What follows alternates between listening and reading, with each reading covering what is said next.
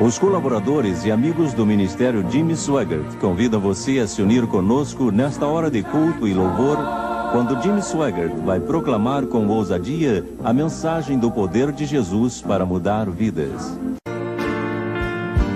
Sometimes gently sing.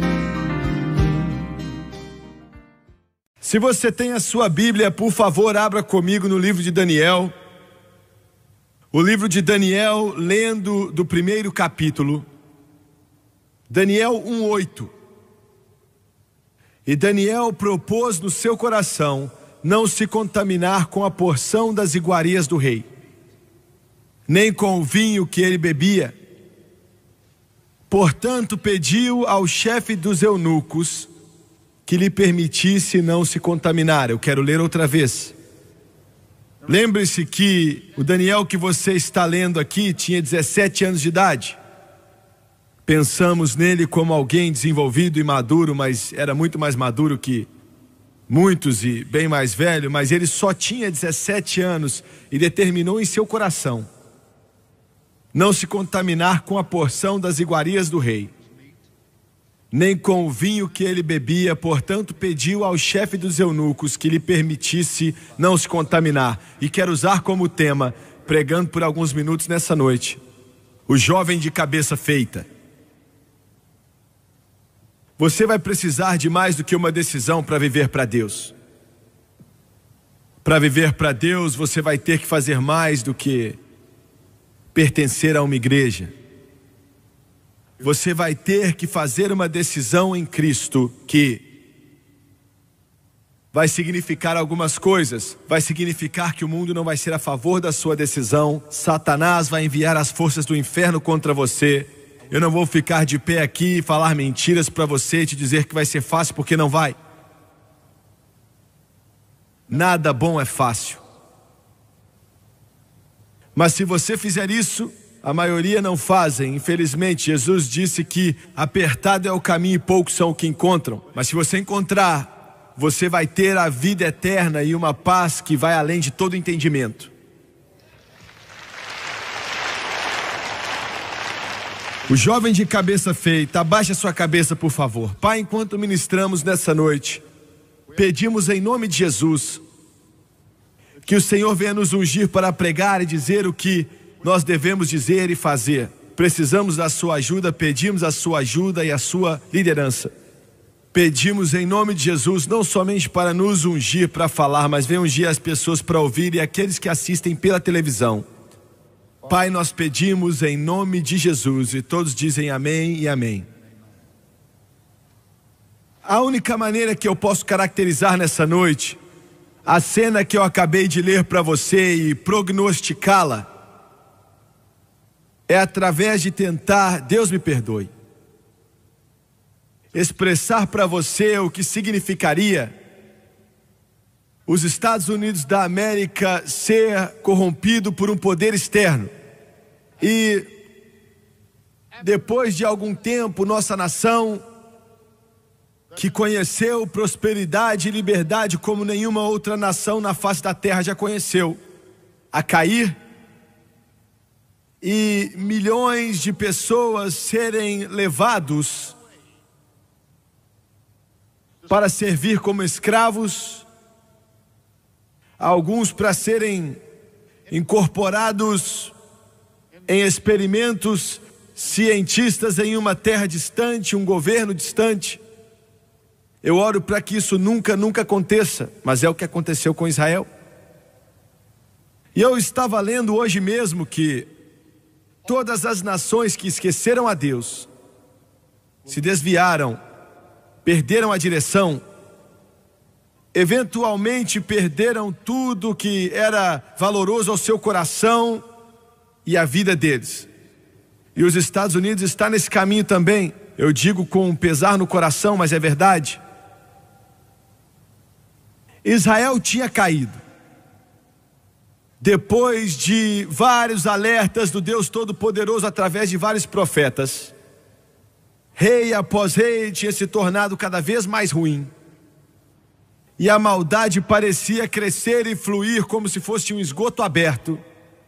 independente de Deus estar sempre querendo alertar esse povo, o povo que Ele mesmo escolheu, o povo mais ungido, o povo que Ele tinha abençoado e tocado como Ele fez com nenhum outro na face da terra.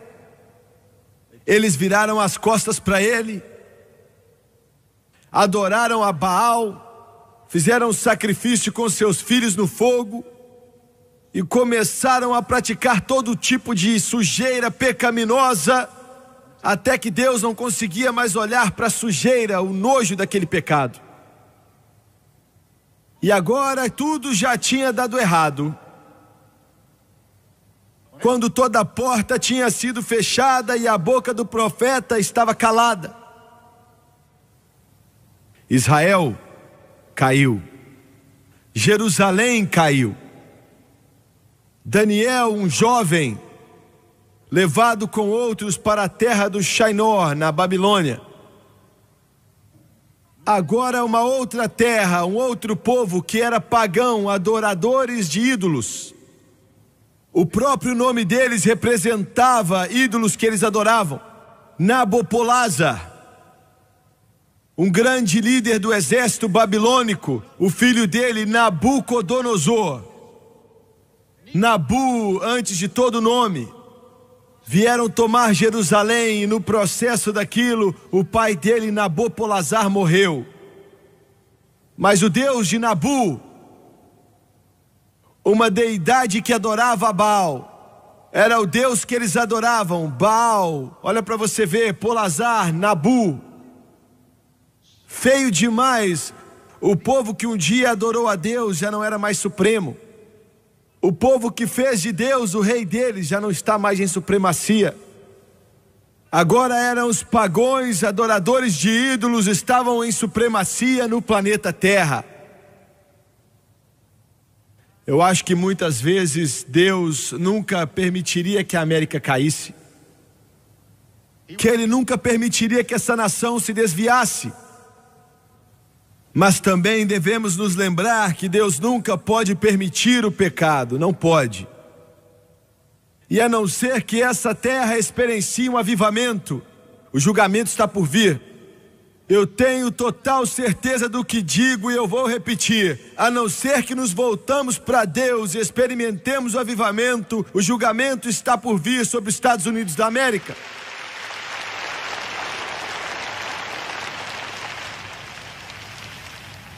Israel se desviou e, sem querer ser negativo, os Estados Unidos também está se desviando. O evangelista de hoje, nessa nova aliança, administração do Novo Testamento, está em um lugar onde os profetas de antigamente do Velho Testamento estavam.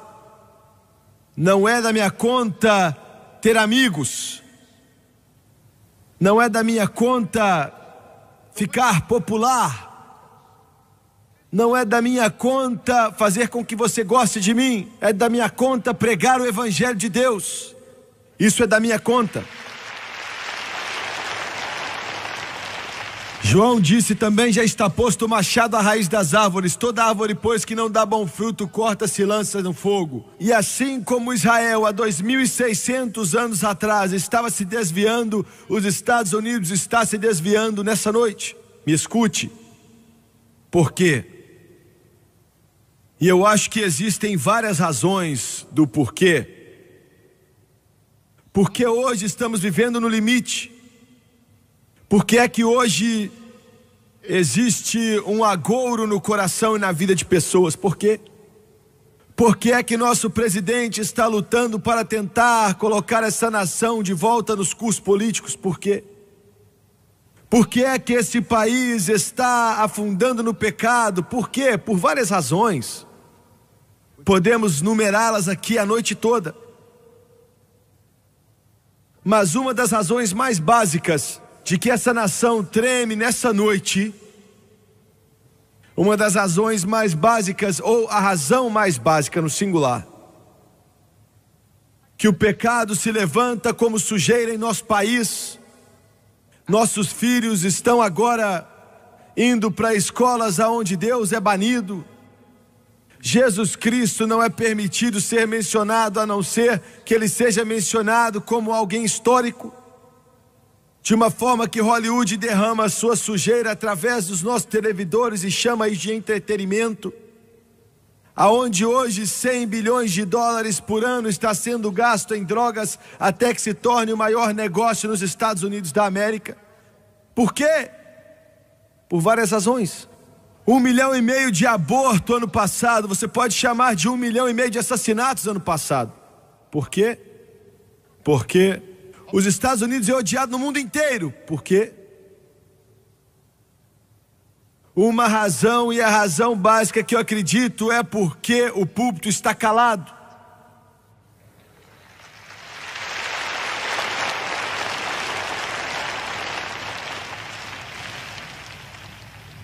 Você ouviu o que eu disse?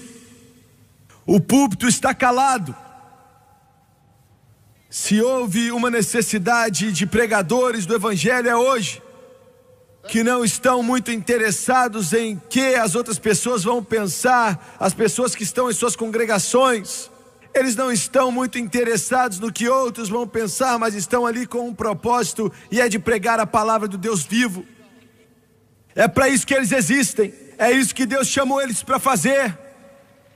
Se machucar os sentimentos de alguém, me desculpe, mas se as pessoas ficarem nervosas, me desculpem. Se as pessoas ficarem muito nervosas até ranger os dentes, me desculpem. Mas a América veio para Deus através de pregadores do Evangelho, cheio do Espírito Santo, que falavam que o pecado era pecado, que o céu era puro e o inferno era quente. Mas hoje em dia os púlpitos estão calados. Calados. Hoje, o Conselho Nacional de Igrejas nos Estados Unidos da América, que é muito importante no estabelecimento da religião na América. O Conselho Nacional de Igrejas é uma organização que faz lobby e que gastam 20 a 30 milhões de dólares por ano. E 2/3 vêm do bolso de igrejas e dos membros daquela igreja também. Não estou falando do comunismo, e eu não estou falando nessa noite do socialismo, eu não estou falando de ateus, eu estou falando de igrejas. Os maiores contribuidores do Conselho Nacional de Igrejas incluem a Igreja Metodista, a Igreja Presbiteriana dos Estados Unidos, a Igreja Presbiteriana dos Estados Unidos, Discípulos de Cristo, a Igreja Luterana na América, a Igreja Episcopal e a Igreja Unida de Cristo. Ninguém fora da NCC sabe exatamente quanto eles recebem, aonde eles gastam o dinheiro, porque desde 1977 ninguém tem feito um relatório financeiro.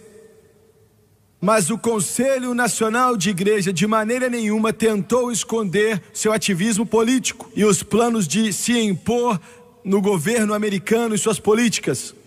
Agora, isso é o que o Conselho Nacional de Igreja nos Estados Unidos apoia. Me escute. Diga outra vez. Isso é o que o Conselho Nacional de Igrejas nos Estados Unidos apoiam. Em primeiro lugar, aborto quando quiser. Em terceiro lugar, teologia do marxismo e do liberalismo, comunismo. Em quarto lugar, socialismo nos Estados Unidos. Em quinto lugar, o Conselho Nacional de Igrejas patrocina a alteração de direitos iguais e também forçar as crianças a pegar ônibus. Patrocina a violência como um meio legítimo de ação política. Ele deu dezenas de milhões de dólares para o Conselho Mundial de Igrejas, patrocinando movimentos guerrilheiros, tentando derrubar governos em outras terras, apoiando o comunismo. Isto é o que se opõe. Falando sobre o Conselho Nacional de Igreja nos Estados Unidos, ele se opõe à oração nas escolas. se opõe a propinas, créditos tributários, o que significa que as igrejas deveriam ser tributadas, instituições religiosas têm que ser tributadas, eles dizem. Eles se opõem a controle sobre a imigração, supostamente permitindo que todos os imigrantes ilegais entrem nos Estados Unidos. Se opõem à iniciativa livre. Agora escute.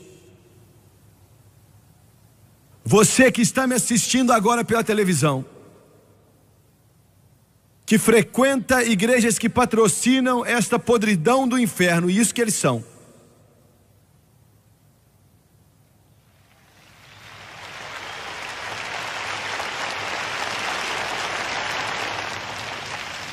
Você que dá o seu dinheiro pensando que vai promover o Evangelho de Deus, você que frequenta, pertence ou se associa com as igrejas que eu acabei de ler para você, e para não cometer engano vou repetir quais são.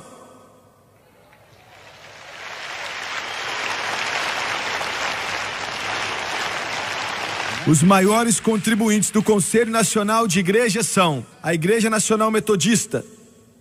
Saia daí.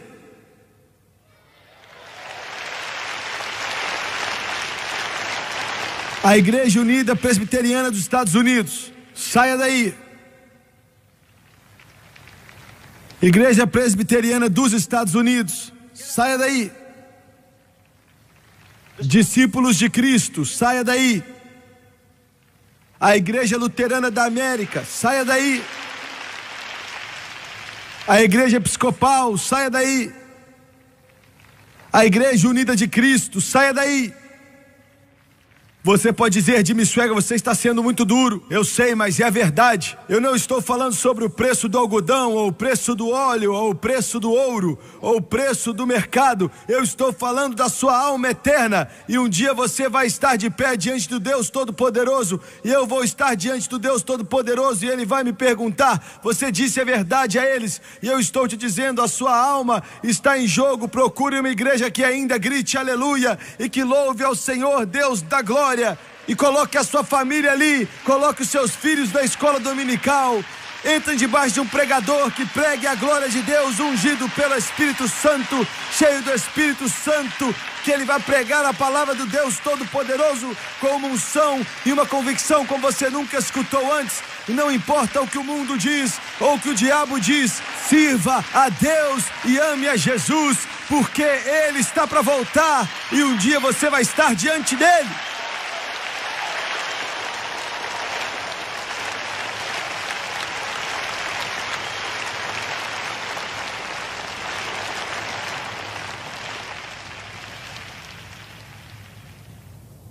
Alguém diz que isso é duro demais.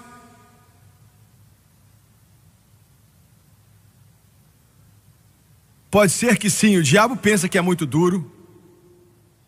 Ele pensa que é duro demais, mas Satanás, eu tenho uma notícia para você, eu só estou começando. Eu estou apenas começando.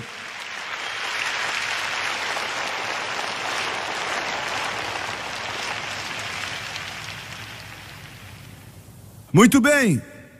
Eles sugeriram a Daniel, quando em Roma, faça como os romanos.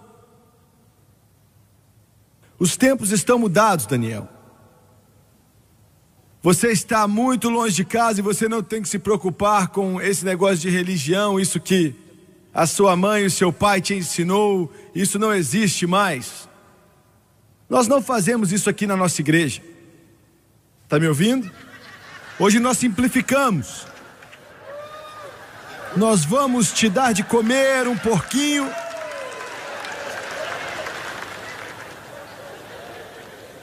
E nós vamos tomar uma pequena taça de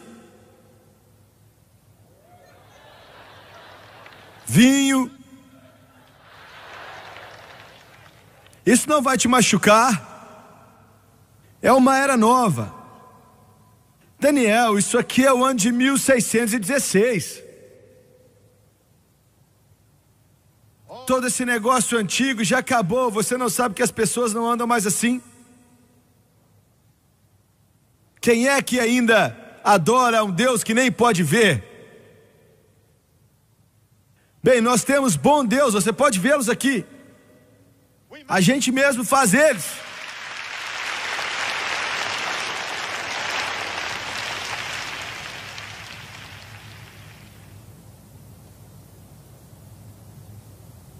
Eu estou brincando, mas eu quero que você entenda. A decisão de Daniel foi difícil, não foi difícil dele perceber, mas foi uma decisão difícil. Daniel disse: amigos, vocês podem ficar com o seu porquinho, porque o meu Deus diz que eu não posso comer isso. Você pode ficar com o seu vinho, porque meu Deus diz: deixe isso quieto. Você pode não vê-lo, mas se você buscá-lo, você vai senti-lo. Glória! Agora, não havia profeta ou sacerdote ali para encorajar Daniel. Eu quero que você entenda, você precisa entender. Quando você chega à conclusão das coisas, ninguém pode carregar até o portal das pérolas. Sua esposa não pode, sua mãe não pode, seu pai não pode, seus parentes não podem, seu pastor não pode, seu padre não pode. Você me escutou, católicos? Seu padre não pode te levar até o portal das pérolas, não pode.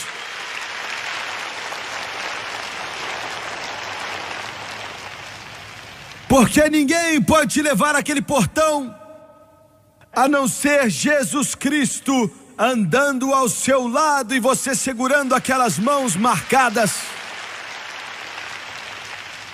Quando você chega à conclusão de tudo, minha jovem, pode ser difícil, mas você vai ter que ficar de pé diante da sua escola e seus amigos. E mesmo que eles deem risada de você e zombem de você, você vai ter que dizer: eu não faço isso. É sempre assim.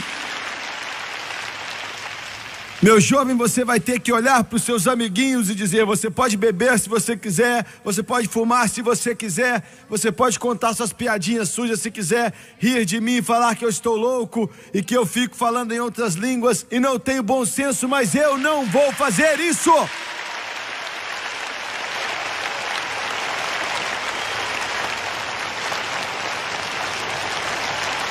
Quando você se assentar na sua mesa e seu patrão estiver ali, e todos os seus amigos estiverem ali, que trabalham com você, estiverem rindo e falando e não servem a Jesus e não amam a Deus, e no restaurante quando tragam a comida, começam a comer, você vai chegar ali e ficar tremendo, mas você vai ter que parar e falar: esperem aí, rapaz, eu vou agradecer a Deus pelo alimento. É sério, é sério. Jogador de futebol, você vai ter que olhar no rosto dos seus companheiros quando estiverem bebendo champanhe depois que tiverem vencido um jogo importante e estiverem para abrir o champanhe, você vai ter que se levantar com muita autoridade e dizer: amigos, eu sirvo a Jesus, eu vivo para Deus e eu vou entregar o meu coração e a minha vida para o Rei dos Reis e Senhor dos Senhores. Aleluia! Aleluia! Se decida.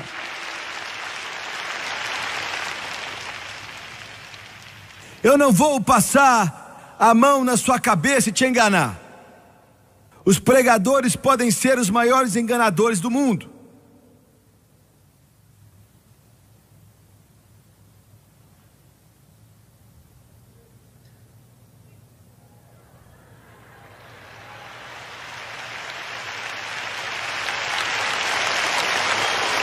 Isso é sério, faça uma decisão para aceitar Jesus e quando você fizer, e quando você disser sim para Ele, um Cadillac vai vir para você e você vai ter uma vida mansa o resto da vida. Dinheiro vai entrar no seu bolso e você nunca mais vai ter uma dor de cabeça por toda a sua vida, o resto da sua existência. Daqui para frente é uma moleza. Olha, isso é mentira. Não é verdade.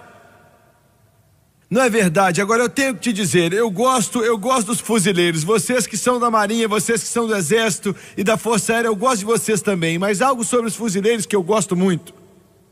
Eu gosto que dos salões de Montezuma às praias de Trípoli. Eu gosto deles. O lema deles é: queremos apenas alguns bons homens. Aleluia! Quando você tomar a decisão de dizer sim para Jesus, você vai tomar essa decisão sozinho. Você vai tomar essa decisão com o diabo olhando para você e falando: você não vai vencer, você nunca vai conseguir fazer isso. O mundo vai rir de você, metade da sua família vai pensar que você está tacando pedra na lua, o mundo vai dizer que você está louco. Está me ouvindo? Você está me ouvindo? Vão falar que você ora, deita e rola, vão falar que você é radical por Jesus, vão te chamar de louco, vão dizer que você não está raciocinando direito e que você perdeu a cabeça. Está entendendo? Você está me entendendo? Senhora, você vai sentar ali no salão de beleza. E quando eles estiverem quase prontos para colocar aquele negócio no seu cabelo,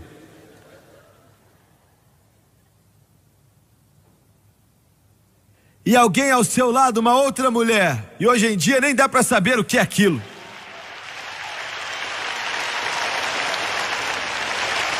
Você não sabe se é um homem, uma mulher ou alguma outra coisa.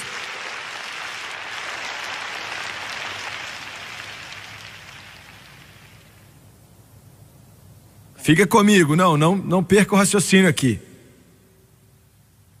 E alguém vai dizer: ah, eu não acredito nesse negócio de Jesus, não. E vai vir sobre você. E você pode segurar aquele negócio e abaixar. Ou você pode levantar e dizer assim: mas eu quero te dizer que é verdadeiro. Eu sei que é verdadeiro, eu sinto em meu coração, Ele anda comigo, Ele fala comigo, e Ele me diz que eu sou dele, e que o amor e a alegria estão na minha alma.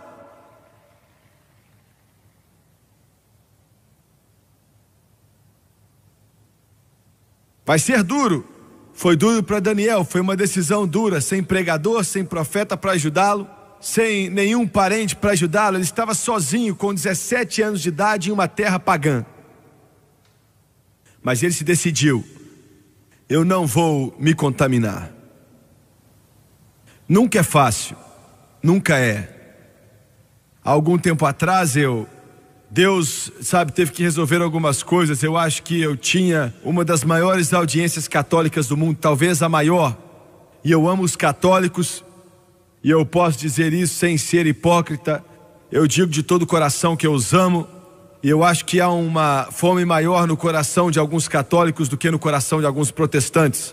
De verdade. E eu recebo milhares de cartas e nos últimos anos que eu sentia que eu tinha que responder, e eu escrevi um artigo chamado Uma Carta aos Amigos Católicos, e de coração foi muito difícil e eu fui direto ao ponto. E um jovem escritor católico me ligou outro dia e ele perguntou, estava me entrevistando e falou: irmão Swaggart, por quê? E eu falei: bem, Deus me mandou fazer. E ele, era muito educado. Ele disse: você tem certeza que fez a coisa certa? Eu falei: acredito que sim. E eu disse: mas um dia todos nós vamos estar diante de Deus, e eu tenho certeza que todos vão precisar de ser corrigidos. E ele falou: vamos receber no purgatório.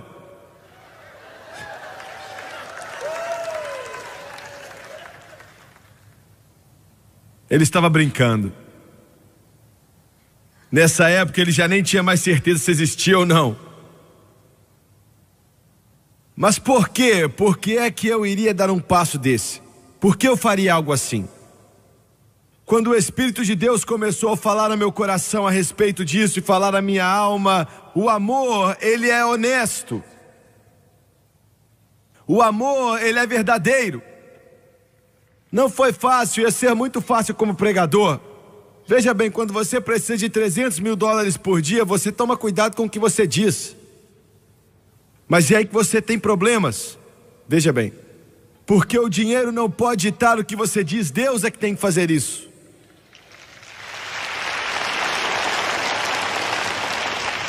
E um dia eu vou estar diante de Deus, um dia eu vou responder ao Deus poderoso. E quando eu responder a Ele pelo que preguei e ministrei para as pessoas, você que me assiste na televisão, seja quem você for, eu tenho que dizer: Senhor, eu fiz o meu melhor. E olha só, ninguém veio me elogiar por causa daquilo, ninguém veio. Eu recebi mais elogios dos católicos do que dos protestantes. Estou falando sério. Por quê? Porque você está me contando isso, Ego? Eu estou te contando porque nunca é fácil se levantar por algo. Quando você se levanta por algo, você faz sozinho, sem ninguém te ajudar. Um dia eu vou estar diante de Deus Todo-Poderoso. E quando Ele me pedir para prestar contas do que preguei, eu tenho que dizer: Senhor, na minha melhor habilidade eu fiz o meu melhor para não errar, mas para pregar o Evangelho exatamente como eu via, independente de quem gostava, de quem não gostava, porque eu estou tentando agradar a uma pessoa. Não é o Jimmy Swaggart, não é você e nem você. Eu estou tentando o meu melhor para agradar a Ele.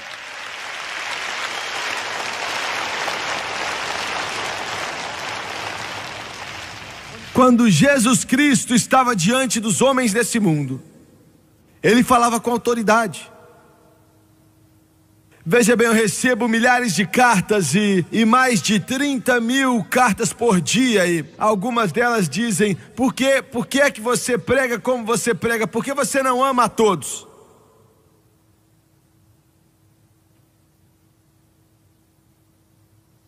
Eu quero te falar: pais que não corrigem os seus filhos não amam seus filhos.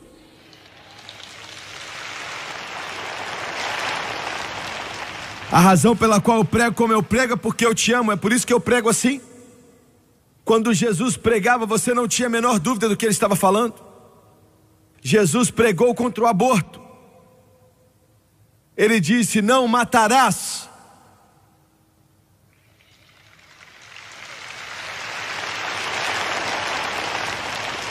Ele pregou contra essa educação sexual pervertida nas escolas. Ele disse que se você olhar para uma mulher e desejá-la em seu coração, já cometeu adultério. E essa educação pervertida das escolas está promovendo o adultério.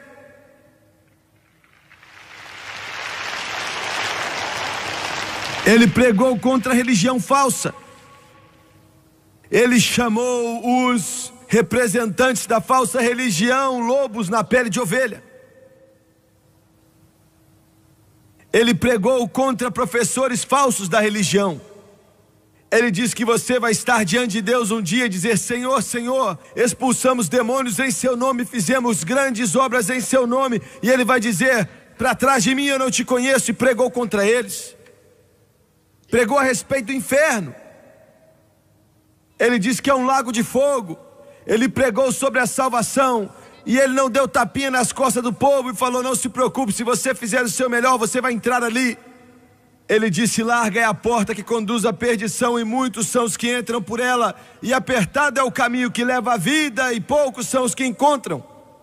Ele não tinha dúvida do que ele falava. A decisão de Daniel não foi somente uma difícil, mas foi uma que veio do seu coração, do coração dele, do seu coração. Eu tinha um professor de sociologia outro dia. Ele tinha um diploma de Harvard, vários na verdade.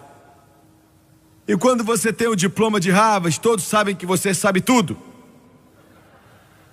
Você sabe mais do que Deus, porque Deus não foi para Harvard.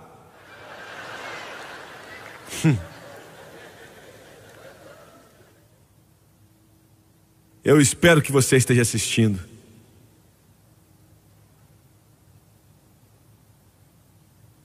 Ele disse que esse evangelista é um ator. Eles fazem um show. Ele é um sociólogo, sabe? O que a Bíblia diz? A Bíblia diz, Paulo escrevendo para a igreja em Corinto: para aqueles que perecem, o evangelho é uma loucura. Mas para nós que somos salvos é o poder de Deus.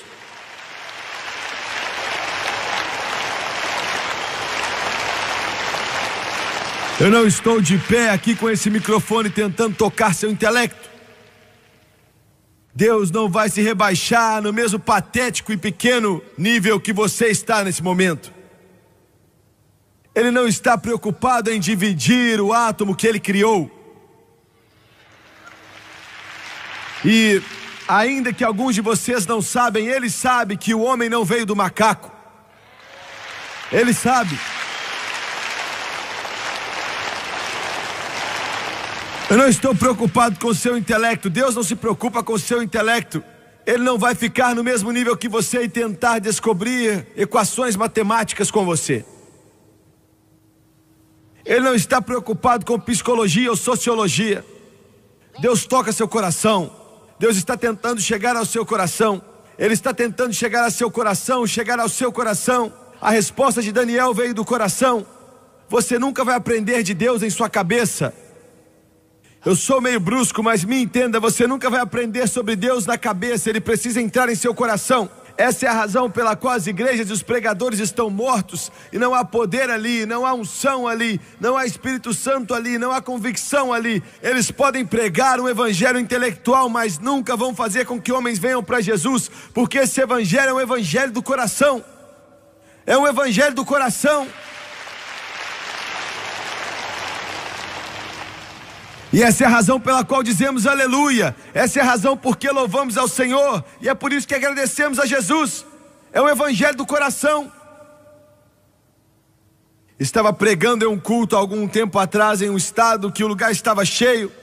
E eu mal podia andar. Eu gosto de andar um pouco. Eu mal podia dar um passo porque o lugar estava cheio, estava lotado. E naquela noite, quando chamei as pessoas para virem ao altar, o Espírito de Deus começou a se mover de uma maneira poderosa. E eu vi aquele homem que devia pesar umas 400 libras.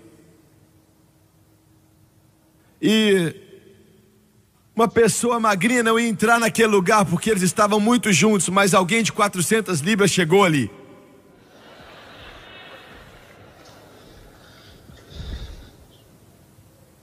Foi um dos casos em que a gordurinha não fez mal.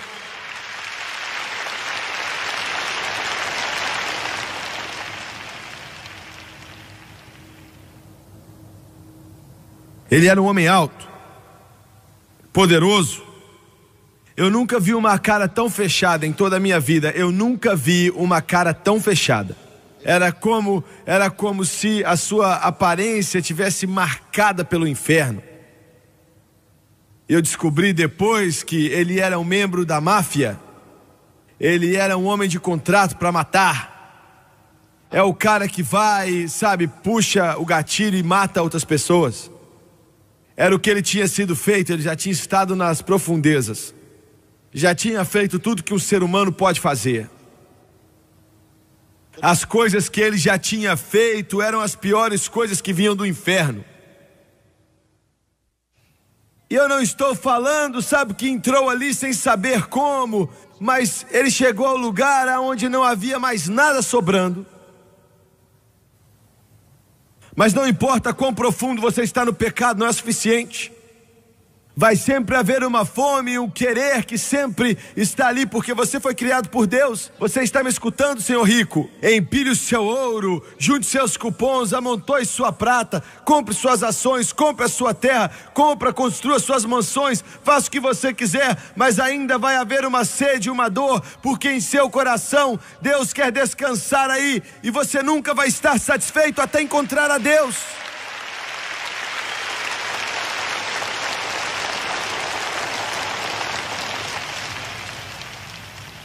E ele ficou de pé ali chorando. E ele ficou de pé e Deus o segurou.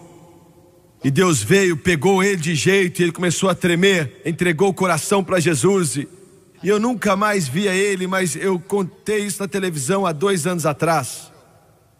Isso deve ter acontecido há 7, 8, 9, 10 anos atrás. E ele me mandou uma carta então. E ele disse: irmão Suega, eu vi o programa. E aquilo me trouxe tantas memórias daquela noite. Jesus entrou em meu coração, salvou esse membro da máfia e me transformou em um membro do reino do Deus poderoso. não somente me salvou, me batizou no Espírito Santo. E ele disse, sabe, eu era aquele cara que levava o contrato para a máfia, e quando eu fui salvo, eles colocaram um contrato para me matarem. De alguma forma ou de outra, Deus teve misericórdia e eu ainda estou aqui. Mas não faz diferença se eu estou aqui ou ali, porque eu sou salvo pelo sangue do Cordeiro, lavado no sangue do Cordeiro. Decisão do coração, é uma decisão do coração. Tem que vir do seu coração. Foi uma decisão também de pureza. E ele disse, eu não vou me contaminar. Escute, essa é uma era corrompida. Está podre. Liguei no jornal, em uma das redes de televisão ali outro dia, semana passada. Aconteceu há um tempo atrás, quando você vê na televisão. E em um dos estados aqui, eles estão ensinando meninos da 8ª série, nas escolas públicas, como usar anticoncepcionais. Imagina o que eu estou falando. Uma senhora que escreve uma coluna em vários jornais. É uma era suja, podre, nojenta. A sua filhinha de 11 anos de idade levou o livro para casa da escola. E naquele livro estavam técnicas descritivas para uma criança de 11 anos, para começar a se masturbar. E a mãe ficou furiosa e levou de volta ao diretor e falou, o que você está fazendo na nossa escola? Ele olhou para ela e disse, me perdoa, mas a minha secretária leu esse livro para ter certeza que eles não iam mencionar Deus aqui. E ela devia ter visto isso. Essa é a razão pela sujeira, pela nojeira que está aí, porque Deus já não está mais nisso.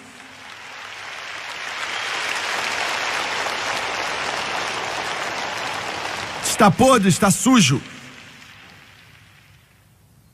Outro dia, um programa começou a passar na TV. Um programinha que eu não vou dar o nome porque eu não quero que ninguém assista. Mas é para as crianças, a maioria das crianças assistem. Você nota que as situações que acontecem na televisão sempre são para crianças.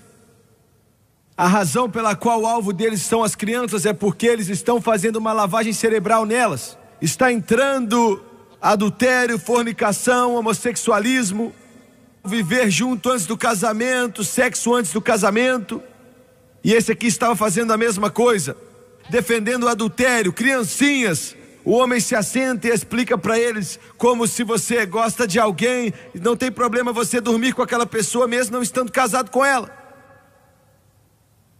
Você não é capaz hoje em dia de falar muita coisa boa a respeito do que está acontecendo, mas eu quero dizer algo bom.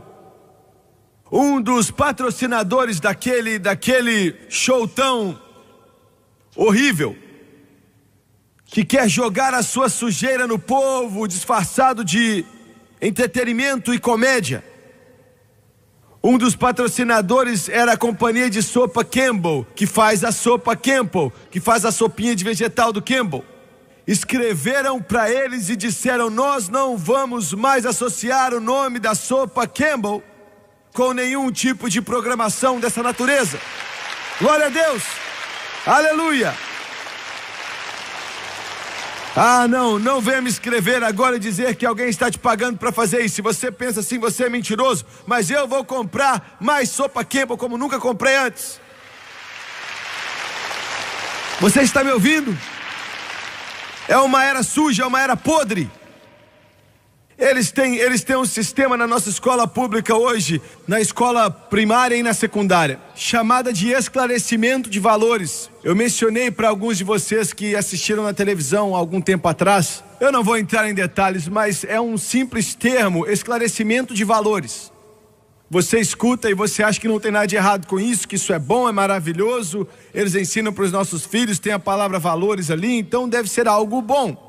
Mas é uma das coisas mais terríveis, mais ruins, mais humanistas. Não é humanista, é humanismo. Humanismo satânico que tem sido colocado na mente das crianças. São éticas de situação, se dizem ser morais, mas na verdade não são, porque não tem Deus, não há valores ali. E aqui é o que um deles escreveu. Eu posso falar o nome da mulher, mas não vou fazer isso. Ela escreveu o seguinte: ensinou as crianças em nossas escolas uma cantiga pequena que diz: não há problema em mentir, não há problema em roubar, não há problema em ter relações sexuais antes do casamento, não há problema em trapacear e nem em matar. Se essas coisas são uma parte do seu próprio sistema de valores e agora você se classifica assim, falando com crianças agora, o importante agora não é que valor você escolhe, mas que você os escolheu por si próprio, com liberdade e sem nenhuma pressão dos seus pais, da sua esposa, dos pastores, dos ministros ou de qualquer pressão social que exista. É isso que está sendo ensinado para muitos dos nossos filhos aí na escola humanismo, que significa não vem de Deus, sem Deus. É uma era podre, suja e nojenta. Daniel disse: eu não vou me contaminar. E por último, sua decisão foi uma decisão para a vida toda. Se você não se decidir como adolescente agora, provavelmente você não vai se decidir quando ficar mais velho. A maioria não se decide, um pouco se decide, a maioria não se decide. Em Nova Orleans, Louisiana, um homem está ali olhando o que acontece, alto, com 6,5 pés. Chamavam ele de divisor de trilhos. O nome dele era Abraham Lincoln. E ele pode ser o maior homem no que diz respeito a se levantar em meio à adversidade que os Estados Unidos da América já conheceu. Ele se levantou em Nova Orleans, Louisiana, antes de ser presidente, ainda era jovem, quando ele tinha uns 20 anos. E ele assistiu a alguns homens e mulheres negros sendo vendidos como animais em um leilão de escravos. Ele olhou para aquilo e ele via esse cativeiro do inferno tão sujo, nojento que estava acontecendo. Ele viu aquilo, assistiu aquilo, e ele tinha pouco mais de 20 anos. E ele os assistiu ali, sabe, como sub-humanos, criados na própria imagem de Deus.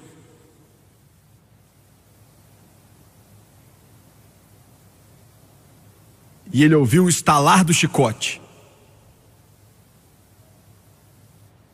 E ele começou a chorar e disse: Deus, se você me der a força, eu vou lutar contra isso. E eu vou acabar com isso. E eu vou tirar essa sujeira dessa nação. Eu não sou nada a não ser um divisor de trilhos. De Kentucky, de Ohio, de Illinois.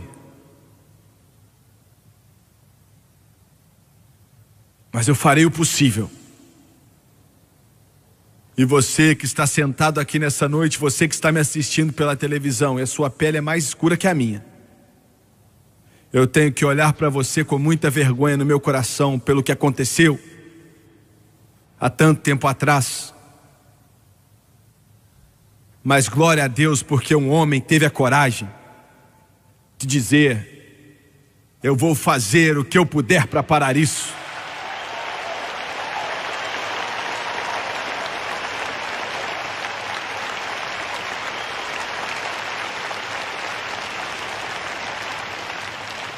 A decisão é sua nessa noite. Você pode acompanhar a multidão, ou você pode sobressair como Daniel. Existem alguns homens na história da humanidade que viveram como Daniel viveu. E viu o que Daniel viu e deu ao mundo o que Daniel deu ao mundo. Abaixe a sua cabeça, por favor.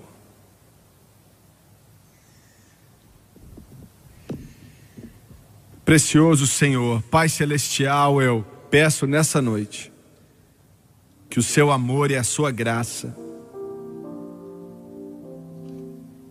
venha se mover e tocar os corações das pessoas.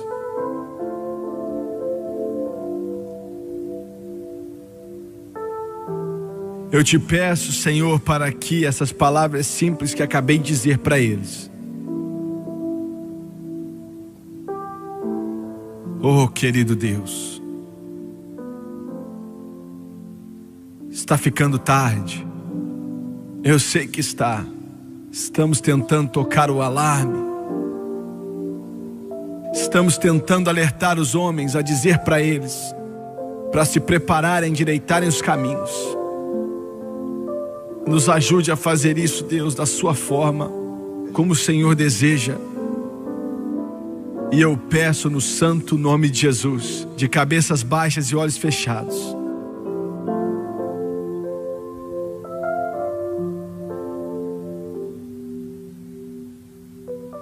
nessa noite você, seja quem você for, está sentado no lugar que Daniel estava sentado espiritualmente falando há tanto tempo atrás. Esse homem, Daniel, não existiram muitos como ele, mas graças a Deus porque houveram alguns. Você é quem decide, você na televisão, você é quem decide. O que é que você vai fazer? Você vai seguir a multidão para o inferno, ou você vai sobressair e dizer: Jesus, estou aqui? Na noite que Billy Sunday foi salvo, alguns dos maiores jogadores estavam ao seu lado. O time de Chicago, do outro lado da rua do Pacific Garden, no Michigan. A banda estava tocando uma das canções de Fanny Crosby. A convicção do Espírito Santo veio sobre ele. Ele deu um passo de fé e falou: estou indo até Jesus. Você precisa de coragem como jogador, para dizer: agora eu vou viver para Deus. Mas graças a Deus porque Ele está fazendo isso. Quantos aqui nessa noite, milhares de pessoas, eu não conheço seu coração, mas Deus conhece, Ele está falando com você. Ele está dizendo para você: corte a linha que te prende à margem, vá até o profundo, siga-me, e eu farei de você pescadores de homens. Me siga, Ele diz. Tome a sua cruz e siga-me, e eu farei de ti meu discípulo. Quantos aqui nesse lugar, você está vivendo em uma era que é pagã? Você está vivendo em uma era que é erótica. Você está vivendo em uma era que é suja. Satanás está tentando o máximo, mas Deus está chamando e falando com você. Quantos aqui hoje podem levantar a mão e dizer: Jimmy Swaggart, não estou vivendo da maneira correta, eu estou no caminho errado, eu preciso de Deus e de oração, eu estou cansado de viver como estou vivendo, eu quero dar um passo de fé por Ele e segui-lo. Agora, abertamente, Deus está falando com você. Levante sua mão. Eu quero que Deus veja agora, nesse momento, lá em cima. Primeiramente, eu quero que você levante sua mão. Eu quero que Deus veja. Eu não estou vivendo corretamente, olhe por mim. Eu estou vendo sua mão, Deus te abençoe. Do lado esquerdo das arquibancadas, quantos podem levantar a mão? Lá em cima, olhe por mim. Eu não estou vivendo bem, preciso de Deus, preciso de oração. Levante a mão, obrigado. Jovem e velho, não importa, levante sua mão, vamos orar por você. Lá atrás, bem lá atrás, levante sua mão. Ele te ama.